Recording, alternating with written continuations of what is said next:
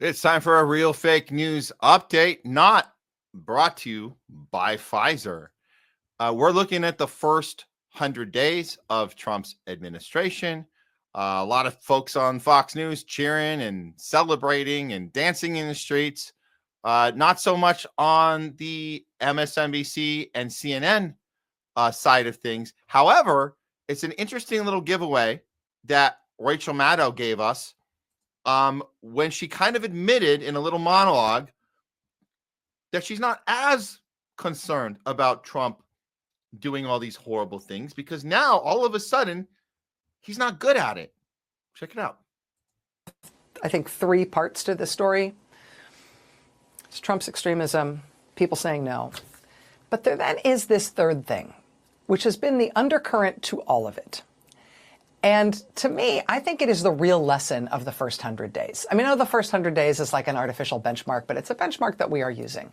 And if there is something to learn about what Trump in power is going to be like, I think the first 100 days have given us one very clear lesson, right? We know he's trying for the whole dictator thing, no elections, no courts, no resistance, rule by terror, right? We know that. We know the people of this country aren't having it. But I think what we should also know, what we have just lived through in this first 90 plus days thus far, is him screwing up. It's him absolutely blowing it. I mean, it is one thing to understand the gravity of his intentions, but I think it is equally important to recognize that he's really bad at everything he tries to do. Yeah, except for the part about funding Israel's genocide and bombing the crap out of Yemen and all of the other, the antagonizing of Iran into some World War III scenario, the Ukraine war, that he actually is pushing a deal. We just found out about the mineral deal. So there's a lot of things that he is doing that he says he's going to do. I think it's interesting that she's not going to mention that part. I mean, it's not surprising, but it is interesting that she's going to put everything together into one batch of he failed at the thing he's doing. No, he's very successful in pushing what we call the Greater Israel Project, and aligning everything with whatever the last administration was doing, just continuing the same with that. So that part she won't mention. But the other part that's really funny is her concerned look is now turning into a goofy look. And I wonder why this goofy look wasn't around leading up to Election Day. Very strange, because she got a lot of people petrified that the world was coming to an end the second that Trump got into office. Not for people in Gaza, by the way, not for people in Lebanon, not for people in Yemen, but that the world was going to come to an end for Americans, which it hasn't. We still have the same shitty economy. We still have the same problems. We still have deportations, by the way, have always been a thing. Biden and Obama, plenty of deportations on their, medal of gold medals and award-winning honors. So this goofy face we didn't see, now she's being goofy. That's funny, because I heard a lot of people that had to call up suicidal hotlines when Kamala lost. I'm not kidding. There were suicidal hotlines going around town. You guys remember that? So, but all of a sudden, Rachel Maddow has a goofy look that Trump can't do anything. So what's the difference anyways? Kind of like the demented president couldn't walk or finish a sentence. Now we have a president who's just incapable because he's bad at everything. That's her point. Let's hear a little more. I don't know if he's bad at good stuff he tries to do, because he's not trying to do much that seems good. But the bad stuff he's trying to do, he's been real bad at that. I mean, it hasn't been funny exactly. It's too disgusting for that, but it has been the proverbial comedy of errors. Comedy of errors. Ha, ha, ha. Ha, ha, ha. So interesting, because again, we had so many people that lost their effing mind over Kamala not winning, and this joyful feeling that they were given, they didn't get to that follow through. And as far as they were concerned, the entire world was ending. That's it. Again, ending for people in Gaza, that's actually entire world ending. When your house and your school and your family and everything is blown up and your brother and sister are sitting next to you with no limbs, that's actually your world ending. But people here, no, Rachel Maddow thinks it's a comedy of errors. So I guess if we had said that that the entire thing was a joke. The entire election was a joke the whole time. And the only thing that was worth doing was standing up for a third party candidate, which they completely belittled and ignored and lied about, whether it was Jill Stein or even RFK before he got out of the independent race, but whatever it was about, or they completely blacklisted like Dr. Shiva. So there's no responsibility there. Of course, there's no responsibility going to be taken. She's just going to laugh and joke and go on with and wait for the next fear mongering for her to do. But again, she's not going to give Trump the credit for the things that he's doing exactly as he's supposed to do, which is continue the genocide in Gaza and provoke war with Iran. Check and check. All right, well, let's look at what's going on ABC. So Trump sits down with an interview with this not very well-known journalist to do an interview. And let's see, there's a couple clips I want to play. This first one is Trump calling out the previous administration, which he's very good at, but this journalist just kind of walks right into the trap. Check it out. The reputation of the United States has gone down under your presidency. No, I think it's gone way up, and I think we're a respected country again. We were laughed at all over the world. We had a president that couldn't walk up a flight of stairs, couldn't walk down a flight of stairs, couldn't walk across the stage without falling. We had a president that was grossly incompetent. You knew it, I knew it, and everybody knew it, but you guys didn't want to write it because you're fake news. All right. Thank you. And by the way, ABC is one of the worst. I have to be honest with you. Thank you. Changing subjects now. Yeah, he walked right into that one. That's.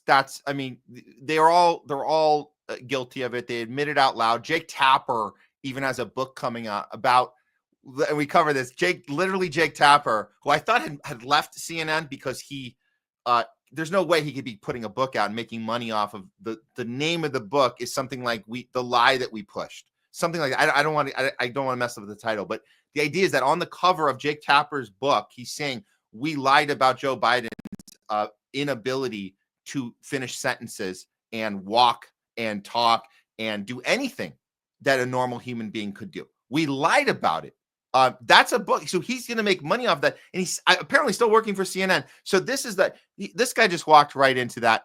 Of course, Trump was going to do that. But has anything been accomplished here? Just calling out the media, which we already know protects a demented president. He's also going to protect. They're also going to protect Trump and his war crimes. They're going to do that too.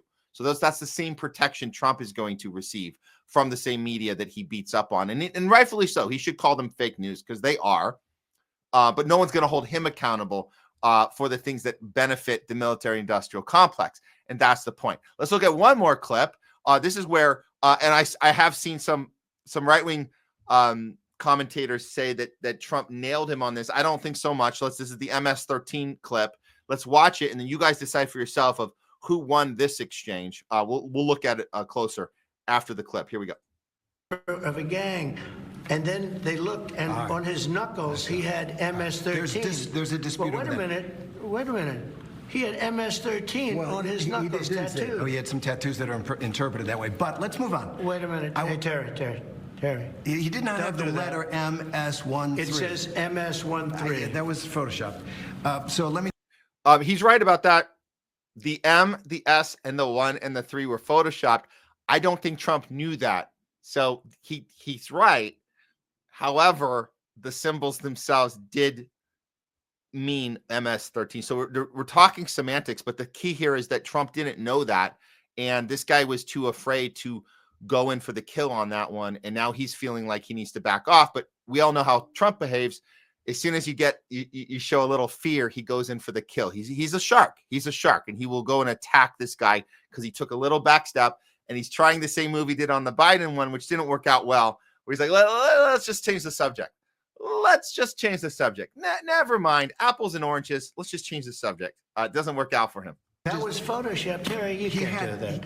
Hey, they're giving you the big break of a lifetime. You know, you're doing the interview. I picked you because, frankly, I never heard of you, but that's okay. I picked you, Terry, but you're not being very nice. He had MS-13 tattooed. We'll agree to disagree. I want to move on to something else. Terry, do you want me to show you the picture? I saw the picture.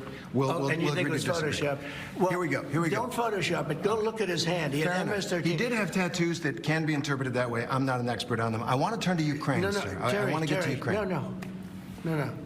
He had MS as clear as you can be, not interpreted. This is why people no longer believe the news, because when it's he was fake photographed news. in El Salvador, they aren't there.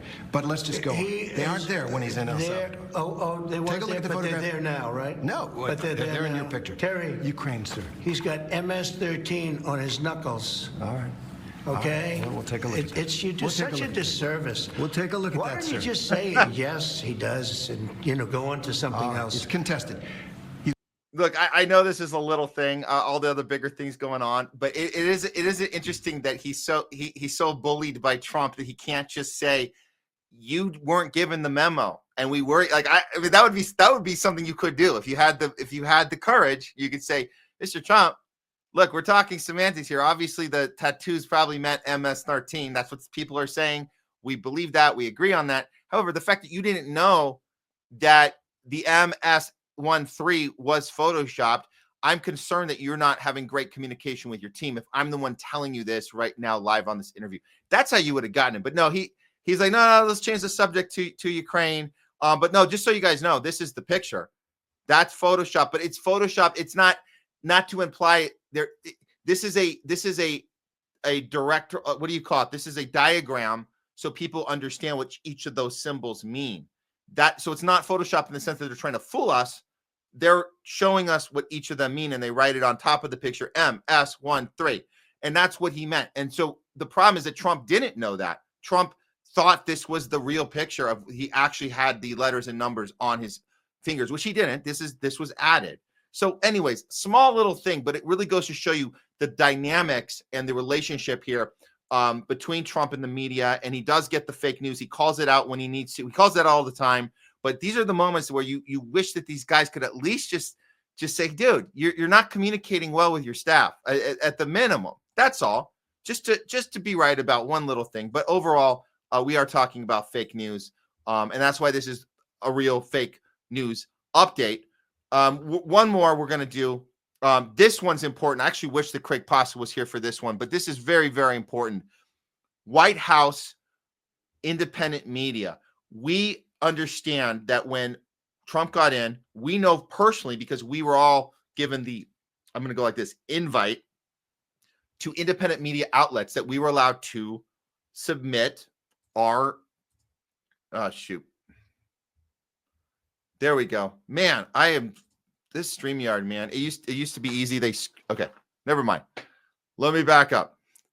The White House press secretary, Caroline Leavitt, personally had reached out to, I don't know if it was personally, but she was the one coordinating, or her name at least was coordinating this, to independent media, whatever you want to call it, journalists, personalities, influencers, podcasters, whatever you want to call it, to open the doors and say, we're not going to behave like the Biden administration. We're going to allow these other people in here to the room where we have these dialogues and open up the floor for questions.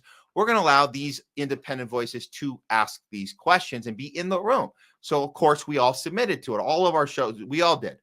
And we're still waiting to hear back, by the way. We haven't gotten a yes or a no yet at the Homeless Left.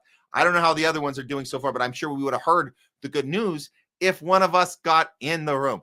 Didn't happen. What did happen was the influencers, which were brought in, were designed to do exactly the same thing that Biden was doing the whole time, which was staging questions, keeping things one-dimensional, and pretending that they were having an honest discussion with the press. So we're no better off than we were when Biden was doing it. And now we have to, instead of looking at these fake people from CNN, from MSNBC, instead of watching them ask their pre-approved questions, now we have to listen to it from quote-unquote influencers. This is actually how these meetings are going now. This is an example. It's hard not to have your stomach turn watching this. This is the White House, current administration, pretending to be opening the doors to independent media. Check it out. To be. So thanks for coming to the influencer briefing. I look forward to taking your questions. And Deborah, why don't you kick us off? So congratulations on 100 incredible days. And you. over the first 100 days, the majority of policies that we've seen from the Trump administration have been either targeted at foreign affairs, such as bringing the American hostages home or attempting to end the war between Ukraine and Russia, or on long-term goals such as cutting government spending with DOGE. What policies can we expect to see rolled out over the next few months that Americans will directly feel the effects of in order to secure the 2026 midterms for the Republican Party and keep his approval rating historically high? Yeah, the first answer that comes to mind, Deborah, is definitely tax cuts. The president. Oh, man, you guys are doing such a great job. The first 100 days have just been so incredible. I'm gushing with happiness. I just want to ask you, what do you think about how great the 100 days were? How, from your vantage point? I'm doing real journalism here. I'm an influencer. I got millions of people that are on the edge of their seat right now, wanting to hear the answer to the question. What do you think, Carolyn? How are you feeling about these incredibly just groundbreaking 100 days of what are these 100 days fill of? Not war and genocide and censorship and deportations and more division and stock market crashing and tariffs and all that. I mean, the list is long, and it deserves to be asked honest questions about it, but we're not going to get those questions asked if you're going to stage these situations and bring in these influencers. I mean, what kind of credentials is this? Now, look, I understand we would have the same problem.